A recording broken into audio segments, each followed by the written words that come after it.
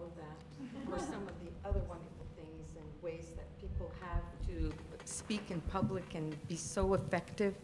I always get worried, like, what am I going to say, and how am I going to say it, and what is it that I mean to say?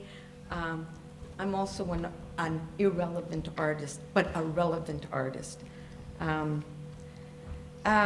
I agree with what's been said, that we have to reverse the current cuts, we have to stabilize arts funding, we have to increase funding for independent artists and art centers. I'd like to see politicians come and talk to artists. I mean, it seems that when it's time to go to vote, we suddenly see the political faces. But when I circulate in my community and I'm going to the Belfry or to the AGGV or to the CAC or to open space, I actually see very few political faces there. I remember once seeing Denise Savoy. Thank you very much. She helped me get a small grant for Dance for the Camera. I appreciate that. That's the only politician I've ever seen at an event. If you preach that you're going to support us, I would also hope that we see you out there more. And I hope you would bring your people with you as well. Because I belong to a very small group called MediaNet, and you have no idea how these cultural workers work their butts off. They work their butts off. They don't make a lot of money. We get very little funding. We make do with this little funding. They work overtime.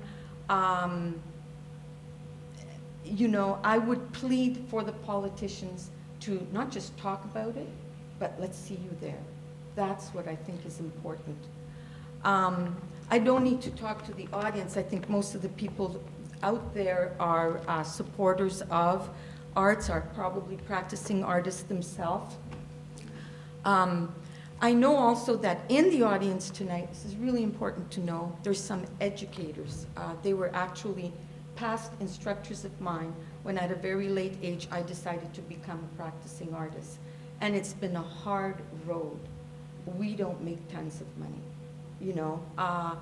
At one point, 5 years after graduating, I was almost on the street. I almost was a street person. Somehow I managed to pull myself out from there. How did I do that?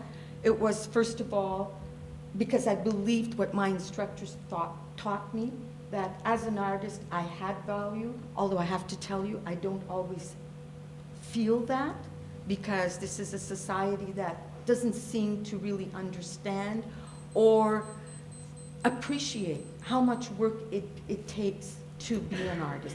Anyways, go out and vote. Vote for the right people in order to make it happen for us, because that's our culture. It's our culture.